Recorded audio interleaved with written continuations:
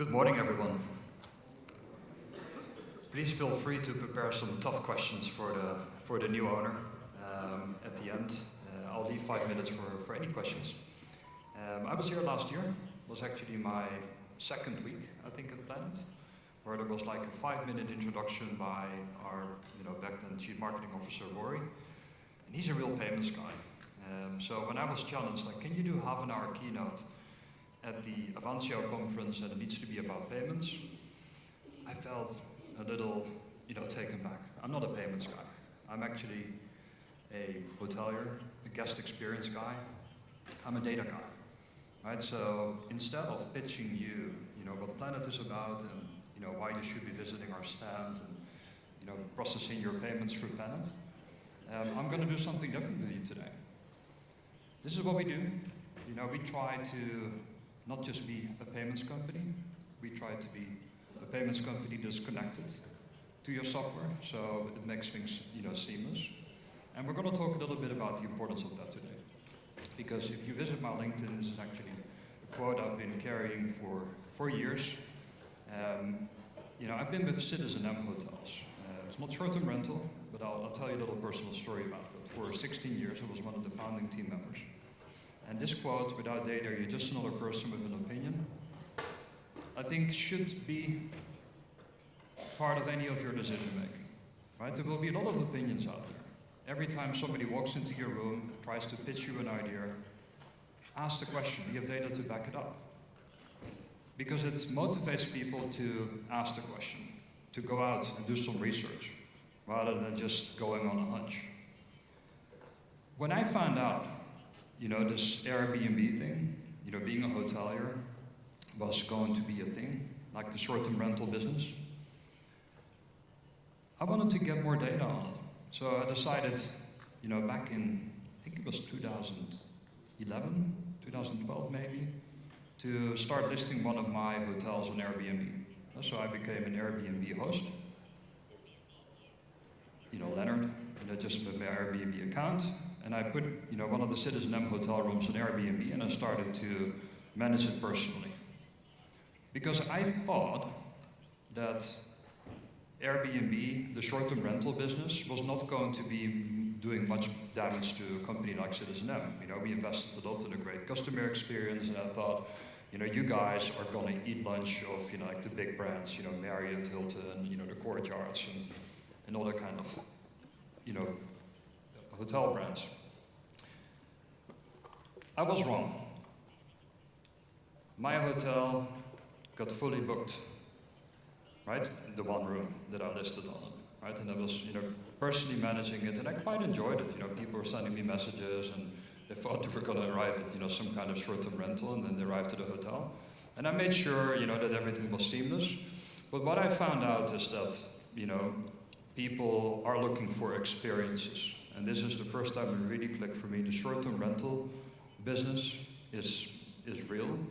The people that are going to go on business for whatever travel, they're going to be, either looking at a cool hotel experience or a cool short-term rental experience. And it was not so much the change, that would be, displacing guests, because they're really fighting for loyalty points, and people, join for loyalty points.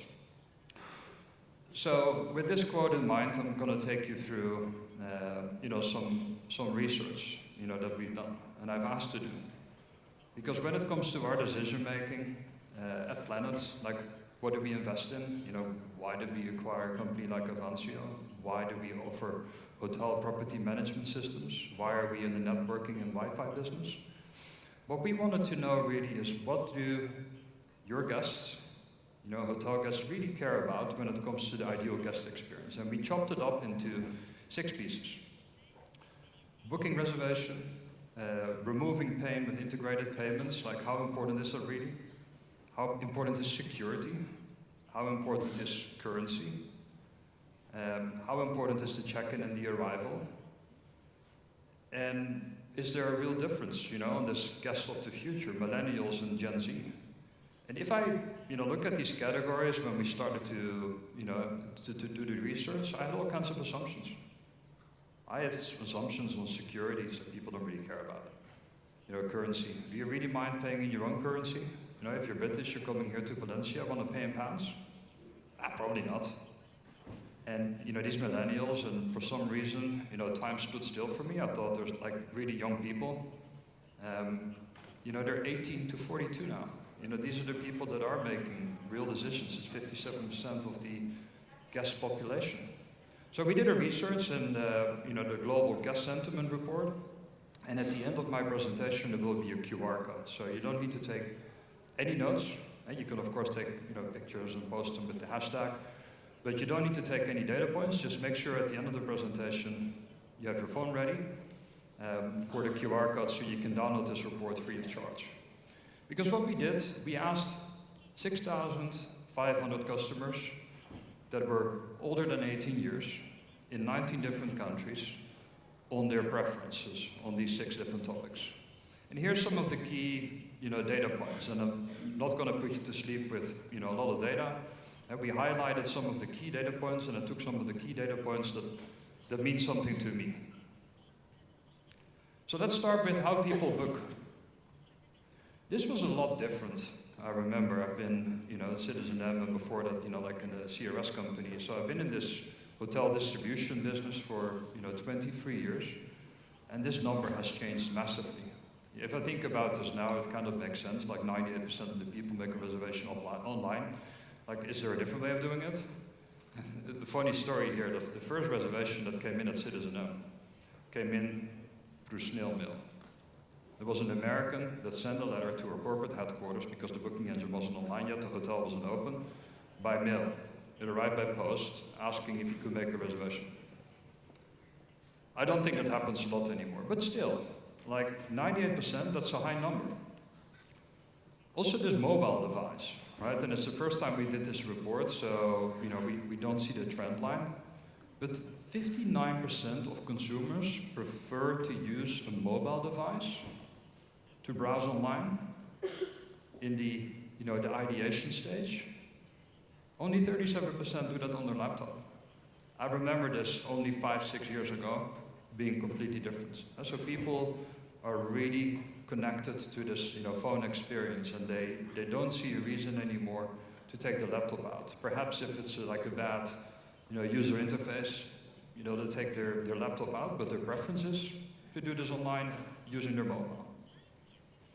So about OTAs, right? Booking.com and Expedia. We asked people, when you book online, what, if anything, is your preferred site? And we also, in the report have detailed nuances on, like every, part of the world. And there's big differences. There are big differences between age, where you're located in this. But 62% globally said, I prefer to go to an online travel agent. In Asia, it's a bit more. In Latin America, they still like to go direct. The second one that came up was comparison websites, MetaSearch, TripAdvisor, Trivago, these kind of sites, where you see more in Latin America, so people spend more time on MetaSearch and then they book direct, than in North America and in Europe. And then the direct website, still 42% globally, and this is confirming like one of those hunches I would have, like Americans, they're trained by the big brands, book direct because you get your points, you get your benefits.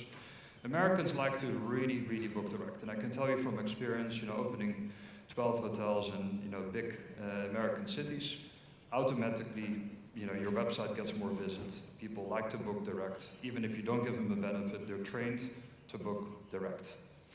Where in the Middle East, that's gone, right? The big platforms have really, really taken over. I've also operated hotels in Asia. It's even worse in Asia. People really, really like to stay on the big platforms. Going to check in. This was something I always dealt with. In 2006, when I opened, when we started with Citizen M in 2008, when we opened our first hotel, people said, "You're stupid." People like this hotel, experience, going to a desk, connecting with a real human being for the check-in experience. We didn't have a desk. right? We only had a pre-arrival experience and the physical device. And I know in your business it's completely different. But I also had a short-term rental myself that I rented out personally. And at some point, I was so busy I couldn't visit these guests anymore myself all the time. And I thought it would really, give guests a worse experience. It didn't make an impact. As long as you organize it, people like to prefer queues, to avoid queues, and they prefer self-check-in. Give people control over their process. It doesn't mean it needs to be humanless, touchless. It just means that people don't like queues, and they prefer to have control over this process. Then going to payments. How do people like to pay? So the first question you asked, on digital wallets. 1 out of 3 said it's a very important payment option during the booking process. We're not talking here about, paying in store or paying on site. This is really when they book. You sometimes see that. I don't see it a lot. If I go to, either hotel websites or short-term rental, that you can finish a reservation by, double-clicking or putting your finger on the touch button on the MacBook.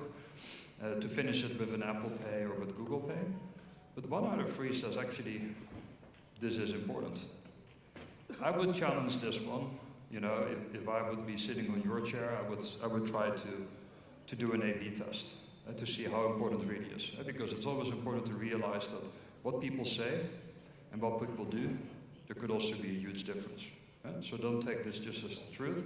Take it as a data point. So, if you took one thing away from my presentation, if you have a website where people can book your short-term rental, if you have the option to add Google Pay or Apple Pay, try it. See if it improves conversion.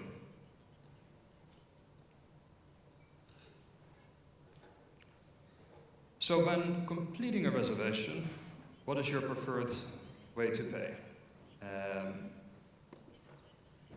A lot of people said, 45%, on the smartphone, mobile phone. And so when I looked at this question, I was like, what are we trying to answer here? What's the problem we're solving? And I do remember, I'm not sure if you remember, but a lot of times in the past, I would I would do a lot of, evening time, watching Netflix, at the same time browsing where I want to go next on my phone. But then when I would complete the reservation, I would still go to my computer, right? Because all of the data fields and credit card and getting my bank card would be easier on the PC.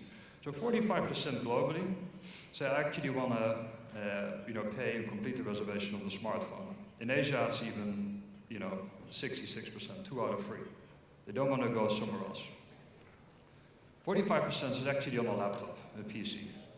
In Europe, that's 29%, in the Middle East, even lower. And then, I think this is one that is really, really changing fast. And that's because of the way that Booking.com works, the way that Airbnb works, the way that your websites work. We're doing a better job,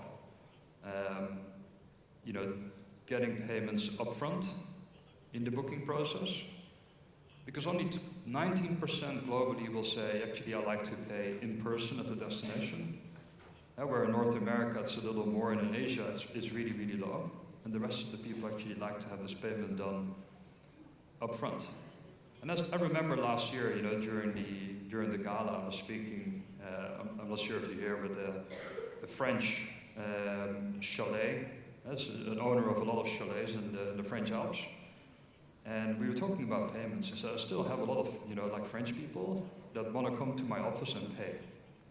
Right? And I pulled out this data point for you. I'm not sure if you're in the room, but this is going down rapidly. This would have been probably 80% 10 years ago. 80% of people say, I'll keep my money. I'll give it to the merchant when I arrive on site. So what's then the preferred payment method? Still credit cards.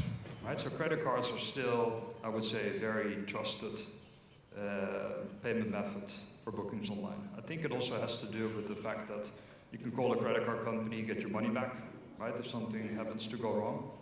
So 72% of the people globally say credit debit card is the preferred payment method, where PayPal, I would say, is really coming up.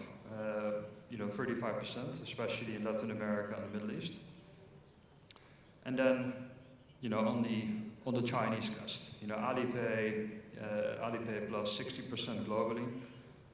But if you're doing business with a lot of Chinese customers and you don't offer Alipay, I can guarantee you, conversion will be less. Offering this will actually drive, conversion and customer satisfaction. This is also something that we looked at, so, this rerouting. When you go to a website and then all of a sudden you go to a different website for payments, and you need to handle payments on your website. For 40% of the people, alarm bells ring. Especially in China, they don't like that. You're on the site and they want to, just double click or, however that works in Alipay and get the payment on Alipay. But if you're starting to redirect, it's worrying for a lot of people. So what is actually then the safest online experience when buying something? This is, if you follow like the payments industry, the PSD2 secure card authentication, it was a real, pain in the butt when they launched it.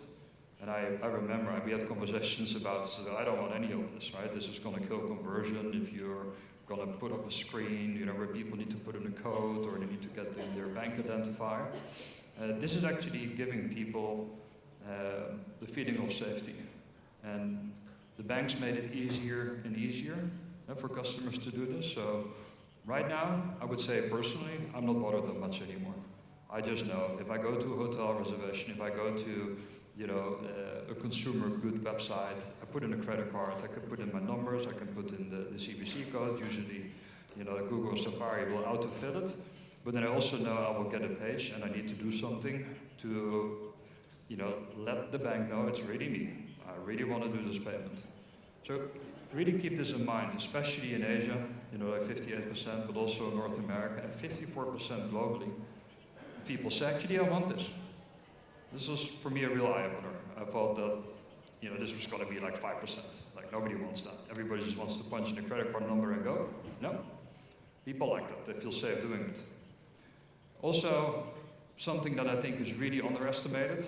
I thought, it's like aesthetically really ugly to have all these bells and whistles on your website, like Visa secured and the lock, and this is really a safe website. And people actually say that clearly displayed security protection messages on the site are considered, a real safety message, especially in Asia. Add a lot of these locks and Visa secured and all these kind of things. People will feel secure. This is an interesting one. I found actually this one of the most interesting data points. So the direct payment via merchant, not third party, is 44% global and 57% in North America. There's a big difference here between Americans and Europeans about paying the merchant direct. And we talk about merchants, this is the hotel, this is you, versus paying Booking.com or Expedia. If you remember one of the first slides, this was about where do you prefer to book, right? And 2/3 of the people said, I prefer to book at an online travel agency. North Americans, 50% of the people like to do a payment directly to the merchant. And I can understand that, right? If I need to pay $800 for something I'm consuming, I want to make sure it arrives at the company who's supplying me the service, right? If there's somebody in the middle, I could think about friction, right? So what if I want to change something, right? If I need to speak with the vacation rental business or the hotel. So I understand this, but I thought it was a really interesting data point that apparently in Europe, people don't really care about this. Is this maybe like the over-penetration of Booking.com in the European market and their reputation? That people feel actually safe paying Booking.com because they know they will handle it, and Americans, with a tendency more on Vrbo, on Expedia, they're less fan of this. But a real interesting, difference between North America and Europe. Now, we're going to go to your guests of the future. Actually, you're a guest of now. They're actually 18 to 42-year-old now, and they make up 57% of the population. So these are some real, I would say, key data points. There's some differences between the two, but I would say overall I was disappointed to see the lack of differences. I thought it would be a little bit more extreme. But there's some interesting data points in here. So, first of all, that the Gen Z is less likely to use an online travel agent. Right? That's an interesting signal. The young guys, they actually maybe a bit more conscious, also about money, like, oh, I have to use an intermediary, the merchant, the hotel or the short-term rental might have to pay a lot of commissions. But 58% Gen Z versus 65%, it's still below the average. So the younger generations are less likely to use an online travel agent, according to our research. Another interesting data point here is on prepaid cards. Like 14% use prepaid cards, millennials, and pay now, pay later. I'm not sure if you're aware of Klarna. It's been a real, topic with certain hotels. It's also, a conscious decision you make. Do you want your guest to, get out of your hotel or short-term rental stay and be in debt, right? Because they don't pay for it straight away. They pay later. But 10% actually prefer to use Klarna for their experience. So they don't mind at all. I think like 20 years ago you would only borrow money to get a car or a house, but they borrow money for a hotel experience or a short-term rental experience. And the use of the digital wallets, are important in this group. Now, if you think about loyalty, then I think this is interesting. So, my take on this slide. So, if you compare the two, Gen Z, the younger generation, millennial, the older generation, the discounts, loyalty points, and acknowledgement of preferences are more important for millennials. But what this tells me is that the Gen Z are really more about experience. They care less about discounts, they care less about loyalty points, and they care less about acknowledgement of their preferences when they return to the same place. I think this is more about what experiences have you provided to me, what customer service did I get, do I really want to do this again? They're really a conscious generation. So what does this all say to me? There's 6 takeaways that were important for me, at Planet, leading the hospitality division. Like, what are the areas we need to invest in? Like speedy checkout, currency choice, flexible check-in, simple direct booking. We need to provide slick technology because convenience is key. So here's the QR code. I'll stop here for a moment so you can get the full report. There's a lot more data points. I've just touched upon a few of them. And I thought, this is an interesting thing I want to share with you. So we want to connect, we want to learn, we want to share. Let me start by sharing. You can connect with me later. You can ask me some questions now. I do think there's a video at the end, a Planet introduction video, but I'll just leave the QR code on and see if there's any questions, and Simon will facilitate that. Thank you very much for all showing up this early in the morning to see a lot of data. I hope you got something out of it, and I hope you get something out of the report, and I hope you get something out of this fantastic conference. Thank you.